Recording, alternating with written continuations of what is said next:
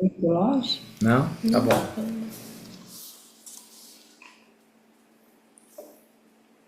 Tá?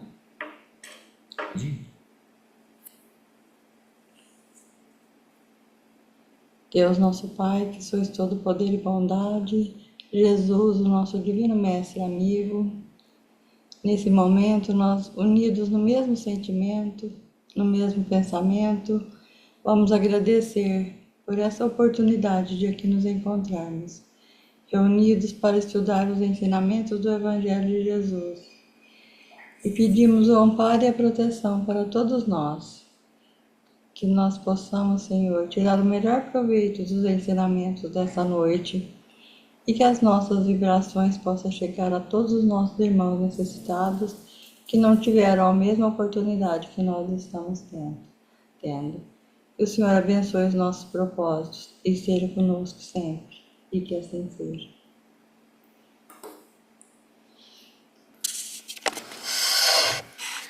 Bom, muito bem.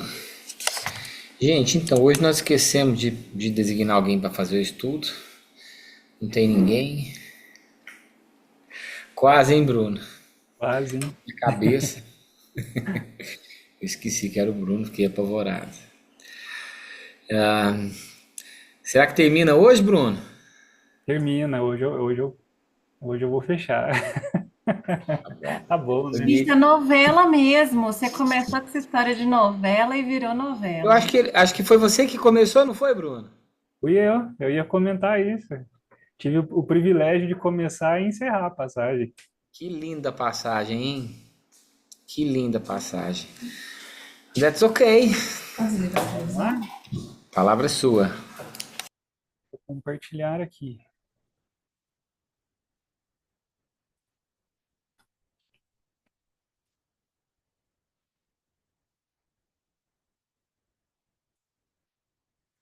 Vocês. E aí? Boa Bom, noite, pessoal, Miriam. boa noite, Sandra. A Milênia entrou aí também. Boa Bom, noite. pessoal, vamos seguir então hoje o nosso último estudo da passagem intitulada Jesus na casa de Simão, o fariseu. Acho que está aparecendo um negócio aí para vocês, né? Como é que eu tiro essa janelinha daqui?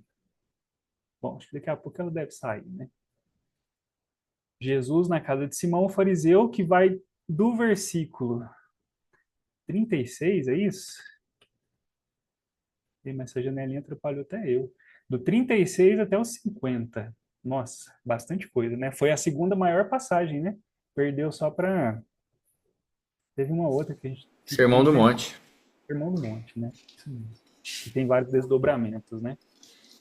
Bom, eu vou ler os da semana passada e os dessa semana, porque eles vão ser casadinhos e a gente vai costurar o fechamento também, né? Por essa razão, te digo, os numerosos pecados dela estão perdoados, porque muito amou, mas a quem se perdoa pouco, ama pouco. E disse a ela: os teus pecados estão perdoados. E os que estavam reclinados à mesa começaram a dizer entre si: quem é este que também perdoa pecados? Ele, porém, disse à mulher: a tua fé te tornou salva, vá em paz. Bom, essas repetições eu sempre fico encafifado, né? Porque, segundo o que o Aloysio nos conta, essa questão da economia de letra, de pergaminho, de espaço, de tinta, né? Não dá para ficar jogando versículo fora. E aí fica repetindo, né? Os numerosos pecados estão perdoados, os teus pecados estão perdoados, quem é esse que perdoa pecado? Então deve ter muita coisa amarrada aí que acho que nessa primeira visão panorâmica aí eu não consigo entender. Quem sabe daqui a 50 anos de estudo de evangelho eu consigo ver diferença entre os versículos, né? E aí hoje eu vou focar mais no último versículo mesmo. Jesus falando: a tua fé te tornou salva. Vá em paz. O que é interessante? Começa por aí. De novo, a história da repetição. Essa estrutura é a primeira vez que a gente está vendo ela no Evangelho de Lucas, mas a gente vai ver ela mais 3 vezes. Nós estamos no capítulo 7º, né? O capítulo 8º, daqui a pouquinho a gente chega. O 17º e o 18º, acho que o Mateus já vai estar grande já. Mas a gente chega lá, se Deus quiser, né? Então, olha que interessante. Lucas 7,50, que é esse nosso versículo. A tua fé te salvou, vai-te em paz. Depois, 8,48. E ele lhe disse, tem bom ânimo, filha, a tua fé te salvou, vai em paz. Depois, no 17,19. E disse-lhe, levanta-te e vai, a tua fé te salvou. Depois, em 18,42, vê, a tua fé te salvou. Olha que interessante, a mesma construção, o mesmo padrão, né? Quer dizer, chamando a atenção para isso que está envolvido nessa expressão, né? Isso também vai aparecer em Marcos, e ele lhe disse, filha, a tua fé te salvou, vá em paz. Depois a gente tem em Marcos 10,52, mesma coisa, ó, vai, a tua fé te salvou. E por fim em Mateus 9,22. E Jesus, voltando-se e vendo-a, disse, tem ânimo, filha, a tua fé te salvou. Então hoje a gente vai comentar um pouco mais. Eu gosto muito de tratar o tema fé, porque eu tenho muita dificuldade primeiro, de aprofundar nesse conceito de fé, e segundo, em desenvolver a fé, né? Mecanismo para o desenvolvimento da fé, porque eu acredito que toda virtude ela tem que ser desenvolvida, né? A gente não dorme um dia e acorda com a virtude desenvolvida no outro, né?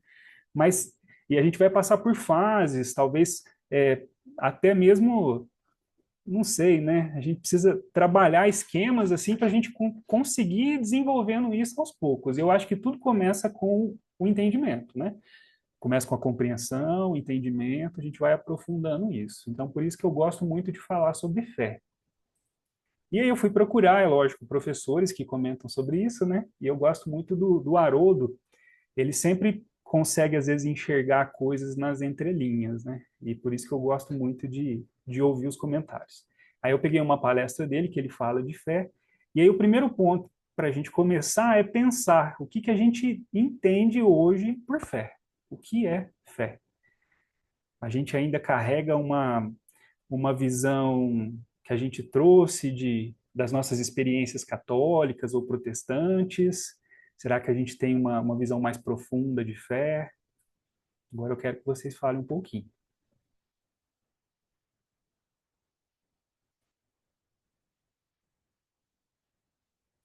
Ninguém tem uma ideia de fé. Pessoas de pouca fé. Pode falar, Sandra. Por muito tempo, eu liguei. Seu microfone fechou, Sandrinha. Por muito tempo, eu liguei a fé à crença, né? Então, se a gente acredita, tem fé, mas quando eu ouvi a palavra confiança, eu fiquei mais próxima, bem mais próxima da fé. Quando a gente confia, a gente até diminui o medo, né? Então, quanto mais confiança, mais fé, menos medo. E aí a gente pode agir nesse caminho transformador. Eu ia. Eu, Eu não ouvi a Sandra, gente. Tá baixinho o áudio, né? Tá bem baixinho. Eu Mas ela aumentei. associou com confiança e é o que eu ia falar também, né? Vocês ouviram isso do Haroldo, por um acaso? Só para saber de onde veio o spoiler. Provavelmente eu ouvi, eu já devo ter assistido algumas vezes essa palestra. Mas a Tem gente alguns trabalha. pares, tem alguns pares de emoção e, por exemplo, raiva com empatia, medo e confiança. Aí você liga a fé, entendeu? Eu fui por esse caminho também. Olha que Tá dando para me interessante, um ouvir? caminho diferente. Que Tá chegou bem baixinho seu áudio, Sandro. A Sandra falou que tem palavras associadas, né? Por exemplo, se associa o medo com a confiança, e daí você deriva para a fé. E aí eu achei interessante, é outro caminho que chega nessa conclusão também, né? De quando a eu gente acho que fala de fé é certeza. Eu certeza, acho que fé é uma certeza. Quando a gente tem fé, a gente tem uma certeza. no sentido de Eu certeza fico e além pensando, do acreditar, né? Acho que para mim fé é a verdade, é aquilo que é a verdade para mim, é a minha fé. Eu ia falar em confiança também, porque o acreditar, ele é mais raso, assim, né? A confiança é um passo além do acreditar, né? É um degrau acima. Não é que ele é mais raso, não, mas é um degrau acima. E aí, se você pegar a palavra confiar e separar ela, fica fiar com, né? E aí a gente vai nesse fiar com Deus, nesse bordado da vida, né? Trabalhando essa fé de que Ele sabe conduzir a agulha para o melhor bordado, né? Mas esse fiar com essa confiança. É legal essa metáfora aí. Eu achei ela mais poética do que linguística. Eu dei uma pesquisada, porque eu vi isso também, né? Se a confiança vem desse fiar com, né? Não sei, assim, não dá para falar, não sou especialista, né? Mas eu vi um professor comentar que no português de Portugal você tem dois verbos fiar. Então você tem o verbo fiar que deriva de fio e o verbo fiar que deriva da fé. E aí por isso que você tem essa aproximação de sentidos aí. Mas é bem interessante pensar por esse lado, né? E eu gostei porque o Haroldo tira isso, que fé é confiar, da própria palavra. Por isso que eu achei interessante o caminho que a Sandra usou para chegar nessa associação. A palavra no grego é pistis, e aí ela vai ser traduzida por fé. Mas quando a gente olha o campo semântico dela e as relações, aí a gente vai encontrar essa palavra confiança. Ó. Então, primeiro, convicção da verdade de algo. Então, olha, a Miriam citou verdade, né? E aqui a gente falou de certeza. Aqui ele usa a palavra convicção, uma certeza, né? Convicção da verdade de algo, fé. No Novo Testamento, é uma convicção ou crença que diz respeito ao relacionamento do homem com Deus e com as coisas divinas, geralmente com a ideia inclusa de confiança e fervor santo nascido da fé e unido com ela. Depois, essa convicção, né, relacionada a Deus, a convicção de que Deus existe, então ter fé, né, é estar convicto de que Deus existe, é o Criador e governador de todas as coisas, provedor e doador da salvação eterna, e também relativa a Jesus, a convicção ou fé forte e bem-vinda de que Jesus é o Messias, através do qual nós obtemos a salvação eterna no reino de Deus. É legal a estrutura, né? As expressões que eles usam, né? Eu acho bem legal. Também relacionada à fé religiosa dos cristãos e a fé com a ideia predominante de confiança, seja em Deus ou em Cristo. E por fim, ali, ó, também associado, e outra que o Haroldo também já comentou sobre isso, fidelidade, lealdade.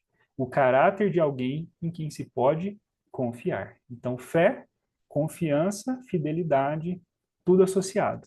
Né? E aí o Haroldo faz umas provocações, e é interessante pensar. Primeiro ele fala assim, que você só confia em quem você estabeleceu algum tipo de relação prévia. Então, assim, quando a gente está falando da nossa relação humana, né, no dia a dia, você confia nas pessoas com quem você tem algum tipo de contato, né? Você não confia cegamente numa pessoa que você nunca viu, por exemplo, né? Agora, qual é a implicação disso no sentido religioso da nossa relação com Deus, ou da nossa relação com Cristo? Se você não estabelece essa relação prévia, fica difícil ter fé, né? Fica difícil desenvolver a fé. E relação com Deus, o Haroldo tem falado muito disso, né? Da gente mudar o nosso conceito de relacionamento com Deus. Da gente sempre pensar em Deus não como aquele criador que criou tudo e foi descansar, né? Aquele ser supremo que criou um monte de lei, que hoje a gente pode chamar de inteligência artificial, pôs lá no lugar dele e ele foi tirar férias, né? Não é, isso não é atributo da divindade, né? O nosso Deus é o Deus que está aqui, agora, presente, né? Em todas as partes. Ele fala que aquilo que nós temos lá descrito no Livro dos Espíritos, sobre o fluido cósmico universal, que Kardec vai dizer que é o veículo para que Deus esteja em contato com toda a criação, nada mais é do que o pensamento de Deus emitido a todo instante. A todo instante. Então, a emanação de Deus nos envolve, nós estamos mergulhados nele, e é por isso que ele está em todos os lugares, e é por isso que ele sabe tudo que está se passando conosco. Tudo, absolutamente tudo, né? Nessa via aí de relacionamento, a dificuldade está sempre do nosso lado, nunca do lado dele, né? Ele nunca nos esquece, ele nunca entra em conflito, né? É a gente que às vezes silencia, fecha essa porta, essa via de comunicação com ele. Faz sentido isso que o Haroldo falou? Faz sentido, né? Quer dizer, quer desenvolver fé? Vamos estabelecer um relacionamento e vamos investir nesse relacionamento, né? Quer dizer, o dia que eu passo que eu não lembro nem que Deus existe, foi um dia que eu deixei de alimentar esse relacionamento aí, né? Eu esqueci, ou o dia que eu fiquei muito revoltado com ele, não quis nem fazer prece, né? A segunda provocação dele, confiança exige constância de caráter. Aí ele traz também primeiro nesse nosso âmbito das relações humanas. Vamos pensar nessa questão mesmo de você ter uma relação de confiança com alguém, uma amizade ou um relacionamento, né? E aí, por algum descuido seu, uma coisa de segundos, você põe tudo a perder nessa relação de confiança, né? Às vezes você oculta alguma coisa, ou às vezes você comete aí algum erro, alguma coisa, uma ação, uma atitude que prejudica essa relação de confiança. Quando a gente traz isso para o aspecto do relacionamento com Deus, quer dizer, esse desvio nunca vai partir de Deus, né? Deus não vai errar. Então, se nós não tivermos também essa constância de caráter, que eu entendo que é essa nossa decisão mesmo de desenvolver essa fé, de desenvolver essa relação, de caminhar para junto de Deus, isso eu entendo como sendo essa constância de caráter, a gente vai ter momentos em que vai se apartar de Deus, né? E aí a nossa fé fica um tanto quanto abalada nessas situações. Pelo menos eu enxerguei assim, né? Enxerguei assim. Bruno,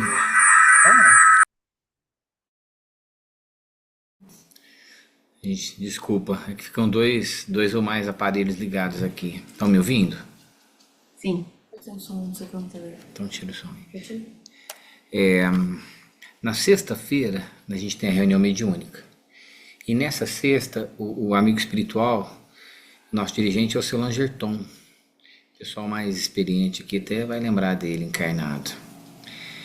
E ele disse assim, que no momento em que nós estabelecermos uma rotina de oração conjunta, que nós teremos muito melhores resultados. Então, quer dizer,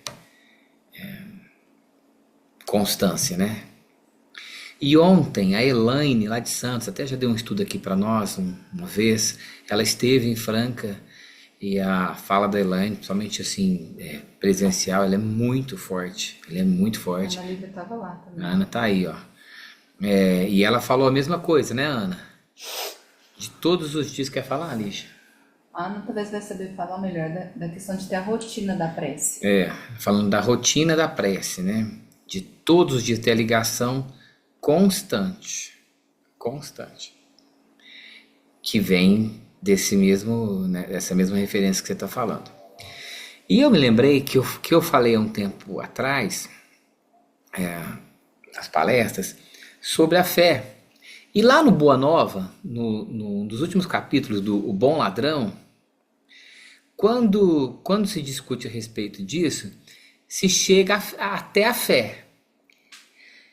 Então, antes da prisão, né, do bom ladrão, que nem devia ser ladrão, se discutia a respeito da fé. Então, o Levi, que é Mateus, fala assim, ó, só o homem instruído poderá conhecer toda a extensão dos seus benefícios. O Levi, que era culto, talvez o mais culto dos apóstolos, ele fala, só um homem de luzes, né, de conhecimento, vai saber entender toda a sua extensão. O Tiago disse que não, que o mais importante é a vontade, para que a confiança de Deus em nós seja viva. E um outro falou que a vontade não bastava, até que Jesus toma a palavra e mais ou menos ele fala assim, ó, a fé pertence aos que confiam e trabalham. Não importa a saúde ou a doença, os infortúnios ou sucessos da vida. Sabe que Deus pode dar, retirar e restituir os bens. Achei interessante, Bruno, porque a lição é exatamente dentro do raciocínio que você desenvolveu ou ainda está desenvolvendo, né? Mas são muitas coisas que se alinham, né? É muito interessante. E agora eu fiquei mais contente também, porque é exatamente isso que o Emmanuel traz nessa passagem do Pão Nosso. Olha que interessante, né? Agora eu entendi da onde o Emmanuel tirou, da onde ele tirou, né? Olha só. Lá no livro Pão Nosso, no capítulo 113, vai comentar o versículo de Mateus, aquele versículo de Mateus que a gente leu, que tem essa expressão, a tua fé te salvou. Aí ele começa assim, olha só. É importante observar que o Divino Mestre, após o benefício dispensado, sempre se reporta ao prodígio da fé, patrimônio sublime daqueles que o procuram. Diversas vezes ouvimos-lo na expressiva afirmação, a tua fé te salvou. Agora a gente viu diversas vezes mesmo, né? Não é força de expressão, não. Doentes do corpo e da alma, depois do alívio ou da cura, escutam a frase generosa. É que a vontade e a confiança do homem são poderosos fatores no desenvolvimento e iluminação da vida. Olha só, então de novo a gente volta. Como o Tiago falou da vontade, né? A vontade aqui é justamente a parte ativa da fé, né? Você tem essa parte íntima, digamos, do desenvolvimento do sentimento, né? Dessa coisa reflexiva, mas você tem que ter essa contrapartida de atitude. Isso é isso que o Emmanuel vai trabalhar nessa passagem. Pode falar, Claudinho.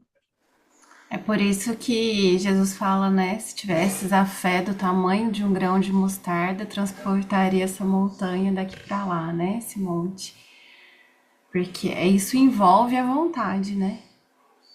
A vontade como essa mola propulsora aí de trabalho, né? Para engrandecer essa fé. Exatamente, né? A canalizadora das nossas energias para que algo concreto se realize, né? Olha aqui que ele fala. As almas vazias embalde reclamam o quinhão de felicidade que o mundo lhes deve.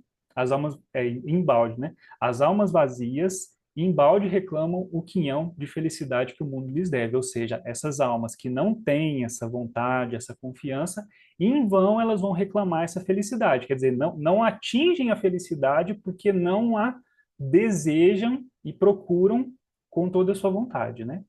As negações em que perambulam transformam-nas perante a vida em zonas de amortecimento, quais isoladores em eletricidade.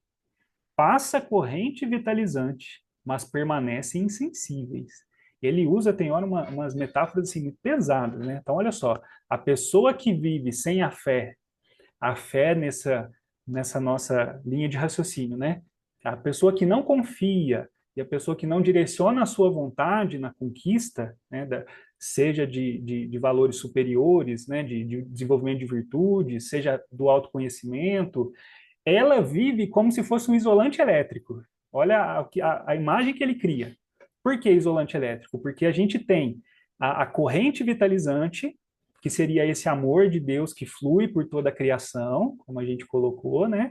Nós estamos mergulhados nele, então o tempo todo a gente está recebendo esses efluxos, né? Eflúvios, esse influxo de energia.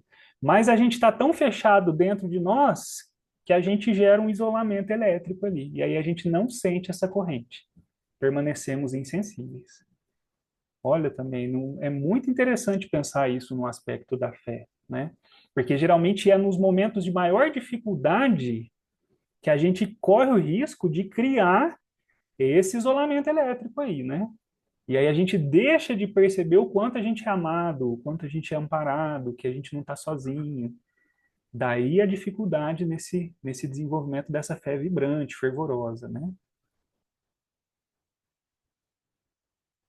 Nos empreendimentos e necessidades do teu caminho, não te isoles nas posições negativas.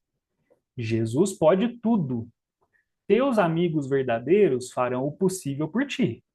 Contudo, nem o mestre, nem os companheiros realizarão em sentido integral a felicidade que ambicionas sem o concurso de tua fé. Porque também tu és filho do mesmo Deus, com as mesmas possibilidades de elevação. Então, quando a gente percebe Jesus falando isso, né, é porque o comportamento desses personagens envolvidos nas passagens são comportamentos incomuns, não são triviais. Jesus não está falando isso por uma força de expressão. Ele está chamando a nossa atenção, de novo, para o comportamento desse personagem, um modelo de atitude, um modelo de ação. E na nossa passagem, a gente está falando de quem? Da nossa patrona ou patronesse? Maria. Da Madalena, né? Da Madalena. E a gente vai voltar nesse ponto ainda. Quer falar alguma coisa, Everton? Pode falar. Não, eu tô assim, tô lendo e se você trocar essa posição por trabalho, dá exatamente o sentido, né? Dá exatamente o sentido. Porque para você mudar, tem que ter esforço. Porque dá trabalho fazer as coisas. Para a gente e para os outros dá mais ainda. Dá mais ainda.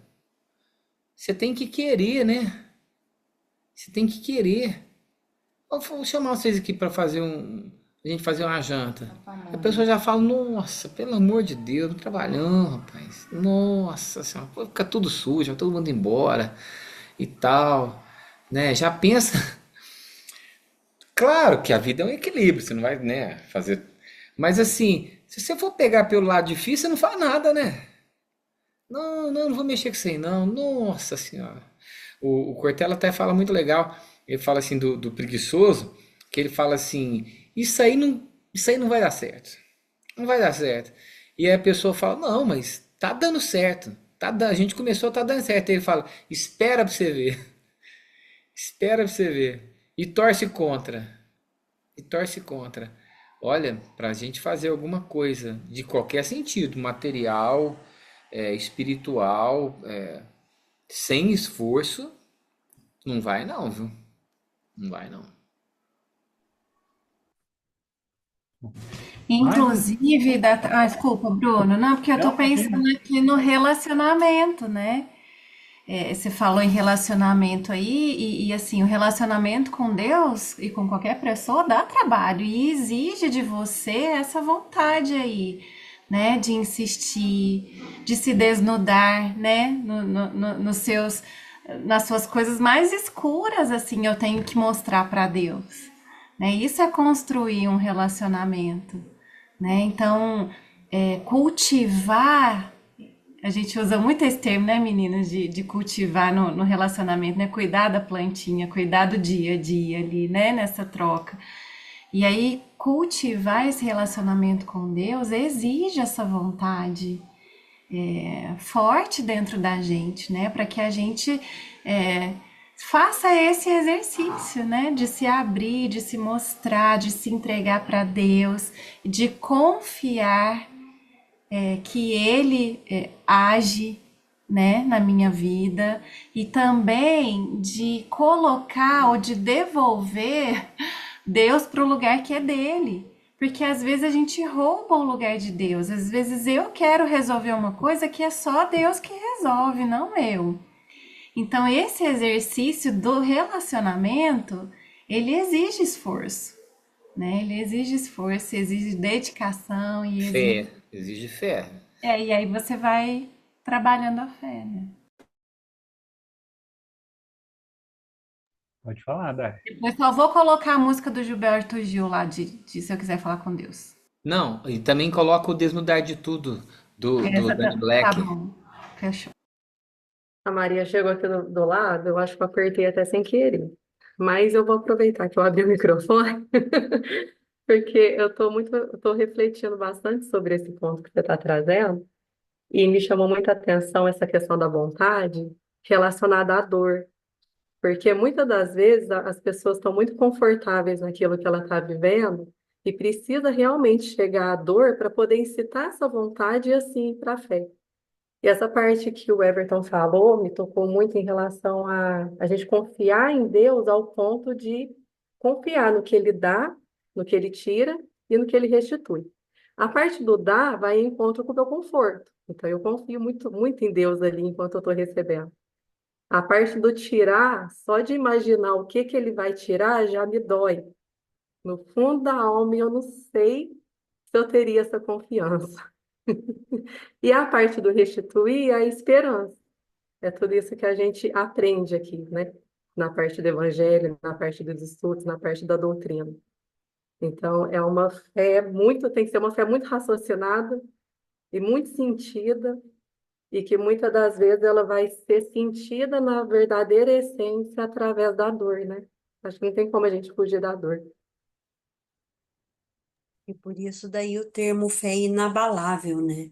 Porque aí não é qualquer coisa ou um acontecimento que vai abalar, né? A fé que eu acredito que possuo, né?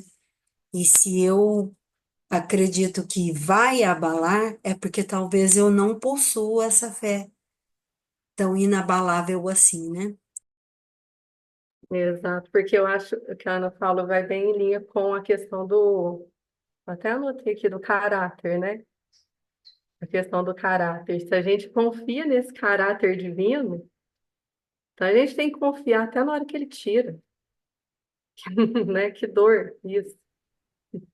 É, por mais desafiador que isso possa ser, né? Verdade. Relacionado a isso também, Dai, é, vamos falar bem en passant sobre a questão da salvação, porque a tua fé te salvou. Mas o que foi essa salvação? A gente ainda vai ter oportunidade de trabalhar mais isso, né? Lembrando que Jesus, o nome de Jesus não é Jesus, né? Vocês lembram? Agora vocês lembram, né? Qual que é o verdadeiro nome de Jesus? Yeshua. Salvação. O nome dele é Salvação. Senhor Salvação, né? Se a gente fosse dar nome para ele, né? Então, essa salvação, olha a ideia de fé e salvação. Aí Emmanuel vai discutir o que nesse capítulo do Palavra de Vida Eterna? Que salvação não é sossego. Salvação não é ausência de problema, né? Percebam também, e a gente já começa a relacionar, porque a gente vai falar daqui a pouquinho, a nossa personagem, a Maria. O que que Jesus quis dizer que ela estava salva? Quer dizer que ela não teria mais dificuldade nenhuma na vida a partir daquele momento? Porque ela amou antes ou porque ela amou depois, ela não vai ter dificuldade. Não é bem por aí, né? Não é bem por aí. Essa ideia de salvação é uma ideia, é como o Haroldo gosta de colocar, é infantil, é infantil. A gente tem que avançar nesse conhecimento aí de espiritualidade, né? Muita gente acredita que salvar-se será livrar-se de todos os riscos na conquista da suprema tranquilidade. Ó, a palavra, né? Tranquilidade. Entretanto, vemos o Cristo apartando as almas em processo de salvação para testemunho incessante no sacrifício. Isso é muito legal, né? Porque se a pessoa, então, ela fala que ela acredita, porque ela tem fé em Cristo, ela, então, se sente salva pelo Mestre, então ela que se prepare. Ela que se prepare, porque a partir do momento em que isso realmente se torna verdade, então você está pronto para dar o seu testemunho. Não é? E os testemunhos daqueles que seguem o Cristo não são triviais, né? Não são coisas fáceis. É que salvar não será situar alguém na redoma da preguiça, à distância do suor na marcha evolutiva, tanto quanto triunfar não significa deserção do combate. Consoante o ensinamento do próprio Cristo, que não isentou a si mesmo do selo infamante da cruz, salvar é, sobretudo, olha só, ampliação do conceito de salvação, regenerar, instruir, educar e aperfeiçoar para a vida eterna. Por isso o livro, né? Palavras de vida eterna. Olha que interessante. Então, isso implica que essa salvação que foi conferida a Maria, na verdade, era só o começo de um processo. Começo de um processo. Ela estava apta a seguir a carreira dela. E a gente vai ver onde que isso começa, porque a gente tem registro disso. E agora a gente, daqui para o finalzinho, a gente faz todo um panorama na nossa passagem e a gente volta lá no Boa Nova, porque eu achei que essa passagem, ela assim, a gente já tinha se encantado com Maria de Magdala, né? Quando a gente estudou um pouco mais sobre ela. Mas se a gente conhecesse essa passagem naquela época, acho que teria sido ainda mais espetacular estudar sobre ela, né? Porque ela cresceu muito, assim, aos meus olhos, né? Muito mesmo. Lembra que a gente falou do julgamento? Olha como que ela enfrentou o julgamento dentro do colégio apostólico. Nós vamos pegar 2 trechinhos aqui que fala disso, ó.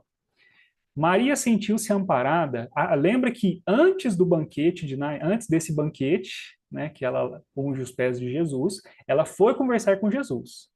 E aí a gente já comentou um pouco sobre isso, mas essa passagem eu acho que a gente não falou. Maria sentiu-se amparada por uma energia interior diferente, que até então desconhecera. A palavra de Jesus lhe honrava o espírito, convidava a ser mãe de seus irmãos e humanidade, aquinhoando-os com os bens supremos das mais elevadas virtudes da vida. Experimentando radiosa felicidade em seu mundo íntimo, contemplou o Messias com os olhos nevoados de lágrimas e, no êxtase de sua imensa alegria, murmurou comovidamente: Senhor, doravante renunciarei a todos os prazeres transitórios do mundo, para adquirir o amor divino que me ensinastes. Acolherei como filhas as minhas irmãs no sofrimento, procurarei os infortunados para aliviar-lhes as feridas do coração, estarei com os aleijados e leprosos. Então, quando Jesus fala para ela, a tua fé te tornou salva, ele já tinha enxergado essa mudança do comportamento dela. Então, quando a gente pega essa palavra fé e a gente passa por esse entendimento de confiar, de vontade, a gente entende como que ela tinha já se alterado intimamente, como que a postura dela, né? Essa passagem que a gente está fechando hoje, ela foi só a coroação, porque nessa conversa com Jesus, ele já tinha percebido essa mudança nela, essa vontade de buscar, de mudar, né? E olha como foi algo violento, no sentido de ela fez uma curva, né, de 180 graus, né? Não é 360, hein? 360 volta para o mesmo lugar. 180 graus, ela estava indo para um lado, começou a ir para o lado oposto, porque ela renuncia a tudo. E ela faz esse combinado com Jesus, porque Jesus fala para ela que ela tinha que amar, né? Que ela podia cuidar como uma mãe. E ela fala, nossa, mas eu nunca vou poder ser mãe, né? Ela fala, mas que mãe tem mais valor aos olhos de Deus? Aquela que cuida só dos seus ou aquela que cuida dos seus filhos de humanidade, né? E aí ela fala isso. Olha isso, gente. Olha o que está acontecendo, né? Olha assim, a cena, uma cena fantástica, né? Nesse instante, Simão Pedro passou pelo aposento demandando interior e a observou com certa estranheza.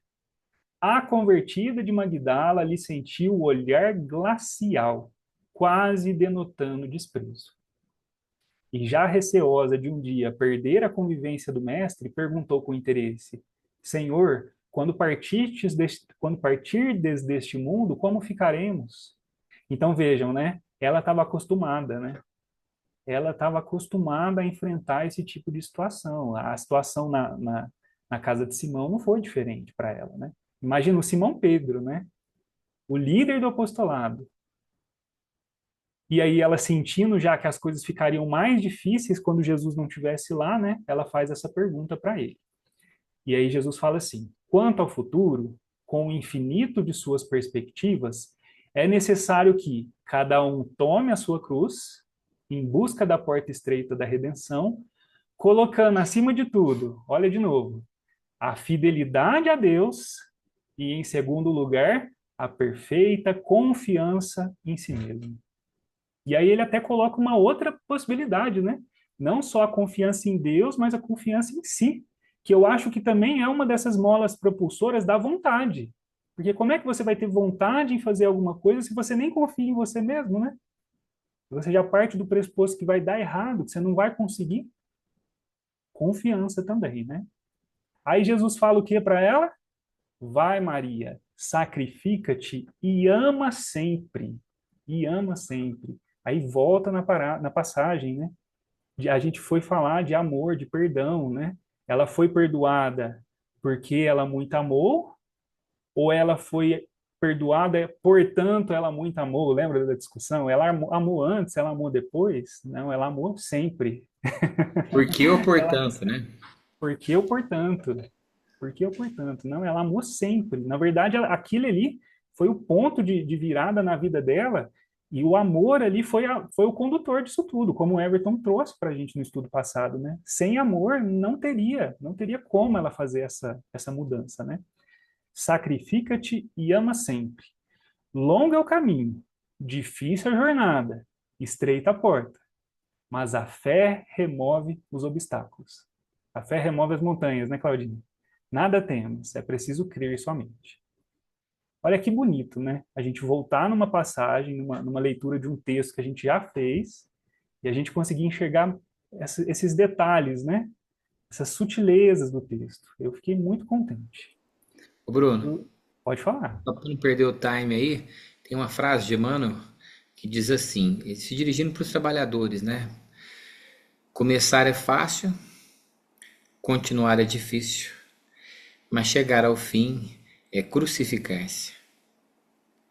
Começar é fácil, continuar é difícil, mas chegar ao fim é crucificar-se. Então você pega os grandes, né? São todos assim, né? São todos assim. E assim, chama só para passar, mas chama a atenção, eu até ia falar isso no começo do estudo, mas passou, que muitas vezes a gente se preocupa em ser bonzinho, em parecer bonzinho. Nossa, fulano é uma bondade, não tem defeito. Então é falso, né? É falso, porque pega aí, ó o Simão Pedro, cara. Simão Pedro é top 3, né? Top 5 de todos os tempos, sei lá. Você escolhe qual que é o melhor e tal. E ele com um preconceito contra Maria de Magdala, contra Madalena, né? Isso é Simão. Então você imagina espíritos, né, da nossa ordem. Então a verdade, ele fala fidelidade, né? Mas a verdade para com a gente mesmo, ela é um papel importantíssimo, né? Falar, pô, por que eu sinto ciúmes? O que é que me leva a sentir ciúmes? Rapaz, por que eu sou tão egoísta assim? Por que eu não tenho confiança que isso vai dar certo? A gente percebendo isso e deixar esse papel de bonzinho, que é uma figura, né, para passar para os outros, e ser de verdade, ser inteiro, né? Que a Claudinha tinha falado do desnudar, né? É por aí, né? Falou, olha, eu sou assim. E ela fala ali, doravante, né? Doravante eu vou mudar. E ela faz mesmo. Porque eu não sei quantas vezes na minha vida, na minha profissão, eu não sei quantas vezes eu ouvi a pessoa falar assim, doutor, se o senhor me der uma chance, o senhor não vai me ver aqui nunca mais. Eu não sei quantas vezes eu ouvi e não sei mensurar quantas vezes eu revi essa pessoa, né? E quantos eu não vi, mas Deus sabe. Mas Deus sabe. E é assim conosco também. A gente pode não estar perante um juiz da terra, né, e tal, mas perante a nossa consciência, né, na nossa fidelidade, na nossa transparência, a gente vai saber medir, né? Se eu faço ou se eu não faço, se eu tenho confiança em mim ou se eu não tenho. Por isso que o estudo em grupo é bom, né? porque é tanta coisa que vai enriquecendo, né? Muito obrigado, viu, Everton? Eu gostei muito, gostei muito.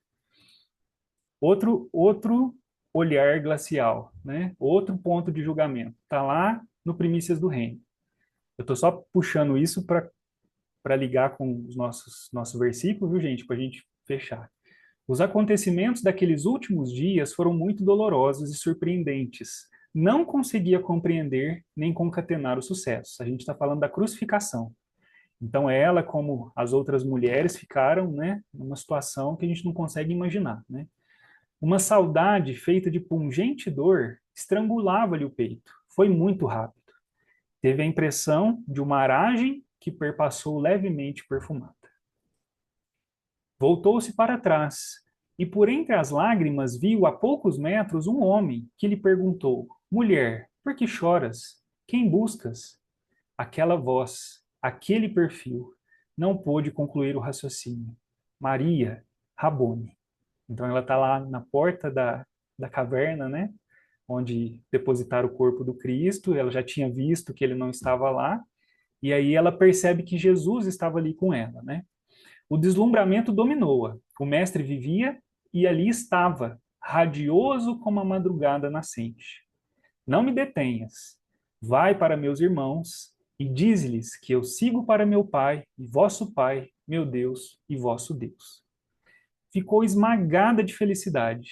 Desejou traduzir com palavras as impressões incomparáveis, como as dores vividas até há pouco. Vai para meus irmãos e diz-lhes. Pôs-se de pé, sorriu e, sem mais delongas, tomou o rumo da cidade que despertava, com a alma em cânticos de excelsa alegria. Venceu a distância com febricidade e atingiu o cenáculo onde os companheiros se acolhiam, constrangidos e receosos. Pairavam no ambiente triste as sombras do desgosto. Ela disse, logo que atravessou a porta, e sua voz cantava: Eu o vi o Rabi, o mestre voltou aos que o amam.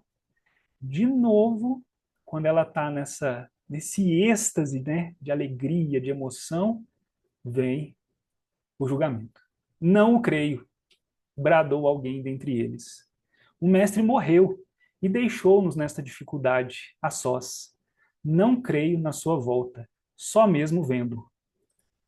Mesmo que ele viesse, interrompeu-se numa pausa, iria apresentar-se a quem? Certamente que a Simão, que ele elegera para conduzir-nos, ou a João, a quem sempre se distinguiu com seu amor, ou a sua mãe. Maria, não foi fácil, hein? Não foi fácil. De novo, né? Dentro do colégio apostólico, né? Mas ela transformou isso em quê? Será que isso tirou ela do propósito dela, né? Será que isso fez... Agora dá para entender de onde veio a força dela, né? Para ungir os pés de Jesus? Por que ela conseguiu romper e fazer algo assim, sem precedentes mesmo na história da humanidade, né? Agora dá para entender de onde vem tanta força, né? Dá para tentar, né? Entender um pouquinho aí. E aí, como que vai ser esse processo dela? Então, é a confiança, o desenvolvimento dessa fé, essa salvação, que agora a gente vai ver que, de fato, é só o começo da jornada, né? Não é a ausência de problemas, mas, acima de tudo, é essa vontade e o amor. O amor, acima de tudo, o amor, né? Ao disporem-se os dois últimos companheiros a partir em definitivo para Jerusalém, Maria de Magdala, temendo a solidão da saudade, rogou fervorosamente lhe permitissem acompanhá-los à cidade dos profetas. Ambos, no entanto, se negaram a anuir aos seus desejos. Temiam-lhe o pretérito de pecadora. Não confiavam em seu coração de mulher. Maria compreendeu, mas lembrou-se do mestre e resignou-se.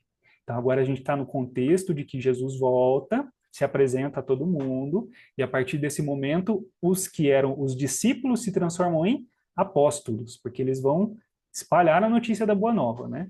E eles vão saindo 2 a 2. E ela foi ficando para trás. Então, quando os dois últimos partem, ela queria ir junto, para não ficar sozinha. E, de novo, né? temiam-lhe o pretérito de pecadora, não confiavam em seu coração de mulher. Mas Jesus já tinha antecipado para ela, né? Agora volta lá na conversa que eles tiveram, né? A jornada é difícil, mas toma a tua cruz, confia e ama, né? Jesus já tinha falado isso para ela. Humilde sozinha, resistiu a todas as propostas condenáveis que a solicitavam para uma nova queda de sentimentos. Então, quer dizer, quando ela se viu, né, longe de Jesus e com todo aquele colégio de apóstolos com quem ela conviveu, quando ela se viu sozinha, ela teve essa oportunidade de voltar para a antiga vida dela. Ela poderia ter retomado, né, voltado para o palacete dela, para aquela vida, ela tinha ainda esse prestígio, né, e tudo mais. Mas, ó, sem recursos para viver, trabalhou pela própria manutenção, em Magdala e Dalmanuta. Foi forte nas horas mais ásperas, alegre nos sofrimentos mais escabrosos, fiel a Deus nos instantes escuros e pungentes. Certo dia, um grupo de leprosos veio a Dalmanuta. Procediam da Idumeia aqueles infelizes, cansados e tristes em supremo abandono. Perguntavam por Jesus Nazareno, mas todas as portas se lhes fechavam. Maria foi ter com eles e, sentindo-se isolada, com amplo direito de empregar a sua liberdade, reuniu-os sob as árvores da praia e lhes transmitiu as palavras de Jesus, enchendo-lhes os corações das claridades do Evangelho. Então, como ela se viu, né, sozinha, então, ela tomou a liberdade de falar de Jesus. Ela queria falar de Jesus, já que isso foi negado a ela nesse processo de espalhar a boa nova, então ela tomou para si o propósito de transmitir a quem ela pudesse, a quem ela encontrasse. E quem ela vai encontrar? O grupo que também na época era um dos mais excluídos, né? Se a gente soma aí com mulher, criança, paralítico, tudo mais, leproso era um dos piores situações, né? Porque além de tudo eles tinham que ficar isolados, né? Por ser contagioso. Todos se interessavam pelas descrições de Maria, devoravam-lhe as exortações, contagiados de sua alegria e de sua fé. Chegados à cidade, foram conduzidos ao Vale dos Leprosos, que ficava distante, onde a Madalena penetrou com espontaneidade de coração. Seu espírito recordava as lições do Messias e uma coragem indefinível se assenhoreara de sua alma. E é assim que ela vai, então, né, dar vazão a essa fé. Porque a partir desse momento ela passa a conviver com os leprosos, né? Ela se transforma na mãe desses sofredores, falando de Jesus, né? Animando, buscando acender a esperança, falando da vida futura, e ela vai cuidar desse grupo de leprosos até que ela também se contamina, né? Começa a aparecer os sinais, e ela vai vibrar de alegria quando isso acontece. Vibrar de alegria, porque aí ela vai perceber que de fato ela se entregou àquilo, e isso vai ter as consequências, né? O corpo dela vai aos poucos se enfraquecendo até que a doença vai a consumir. Mas aí é lindo, porque no final, né? Então, dali em diante, todas as tardes ela reunia a turba e falava sobre Jesus, e quando ela desencarna, quem vai receber ela? Jesus. Jesus. E aí o que Jesus fala para ela? Maria, já passaste a porta estreita, amaste muito, vem, eu te espero aqui. Então ela amou muito, ela foi perdoada porque ela amou muito, né? Amou, com certeza ela amou muito, né? Então, não dá para a gente medir a grandeza desse espírito, né? A gente tem que ter gratidão, porque com certeza ela tá aí trabalhando, né? E talvez até aqui junto da gente, nos inspirando também, né?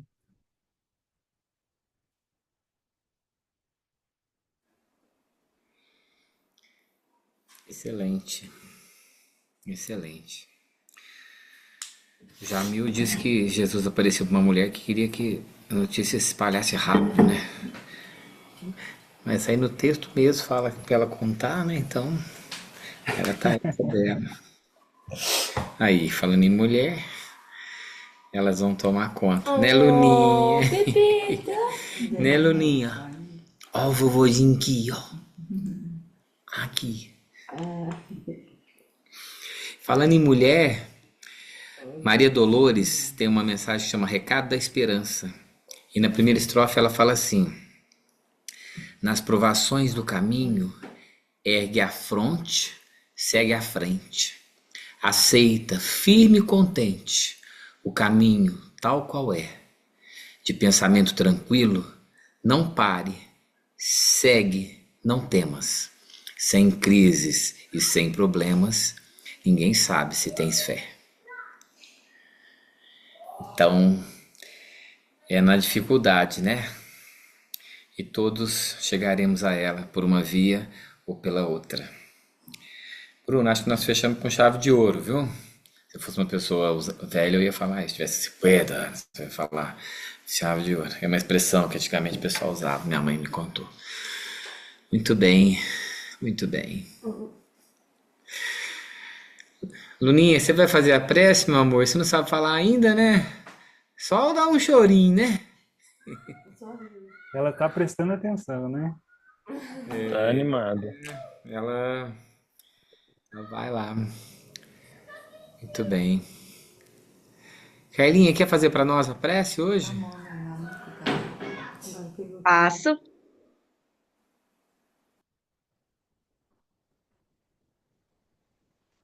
Vamos fechar os nossos olhos, continuar com o nosso coração conectado a Jesus, agradecendo as bênçãos recebidas, o apoio da espiritualidade amiga que se encontra entre nós, rogando as bênçãos por todos os participantes do grupo que não puderam estar conosco reunidos. Que eles recebam neste momento essas vibrações através de um passe à distância. Pedimos também pelos nossos familiares que neste momento passam pelo nosso pensamento. E para que possamos colocar em prática aquilo que temos estudado e aprendido neste domingo. Pedimos que Jesus esteja sempre conosco em nossa caminhada evolutiva. Que Deus os ampare e nos abençoe. Que assim seja.